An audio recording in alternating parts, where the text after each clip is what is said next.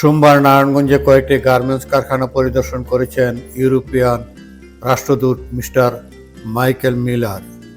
পরে শহরের চাষড়ায় বিকেএমই এর প্রধান কার্যালয়ে সাংবাদিকদের সঙ্গে কথা বলেন তিনি। এ সময় বিকেএমই এর পরিচালনা পর্ষদের সাথে সভা করেন।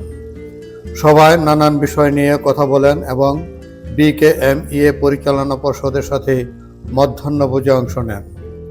এ সময় বিকেএমই এর প্রেসিডেন্ট মোহাম্মদ হাতেম বলেন, 2026 সালে আমরা যে গ্রাজুয়েশনে যাব সে ব্যাপারে তাকে অবহিত করেছি। যদি আমাদের সরকার তা স্থগিত করে সেক্ষেত্রে তার সহযোগিতা চেয়েছি।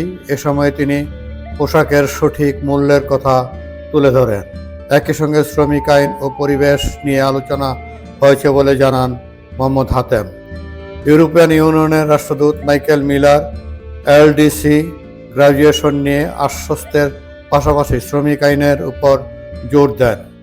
প্রথমে নারায়ণগঞ্জের বন্দর উপজেলায় এপি লিওন নেটওয়ার্কস লিমিটেড নামের একটি কারখানা পরিদর্শন করেন। পরে বিকেএমই এর প্রধান কার্যালয়ে সাংবাদিকদের সঙ্গে কথা বলার পর আবার সদর উপজেলার ফতুল্লা অ্যাপারেলস লিমিটেড পরিদর্শন করেন। যে এলডিসি গ্রাজুয়েশনটাকে আমাদের 2026 সাল আমরা এই মুহূর্তে পজিশনে নেই যে আমরা 26 সালে গ্রাজুয়েশনে যাব, এটা তাকে ইনফর্ম করা হয়েছে। এই ক্ষেত্রে বাংলাদেশ সরকার যদি এটাকে স্থগিত করে বা এক্সটেনশনের দেয় সেই ক্ষেত্রে তাদের সহযোগিতা আমরা চেয়েছি। 2 নম্বর হচ্ছে আমরা ইউ ডিউ ডিলিজেন্স ল যেটা এটা সাপ্লাই চেইন হিসেবে বাংলাদেশের আমরা এন্টারপ্রেনিয়ররা এটা আমরা অলরেডি নিয়েছি, আমরা কাজ করতেছি এটার উপরে এবং এটা আমাদের ইন্ডাস্ট্রিতে ডিউ ডিলিজেন্স লটাকে আমরা ইমপ্লিমেন্ট করবো। অ্যাট দ্য সেম টাইম আমরা তাদের কাছ থেকে সহযোগিতা চেয়েছি যে এটি করতে গেলে আমাদের তো অনেক হিউজ কস্ট, বাট আমার ব্র্যান্ড এবং বায়াররা যেন আমাদেরকে ফেয়ার প্রাইস ইথিক্যাল প্রাইসটা দেয়, এই বিষয়ের জন্য তারা আমাদেরকে হেল্প করে। এই বিষয়গুলি মূলত আমরা গুরুত্ব দিয়েছি।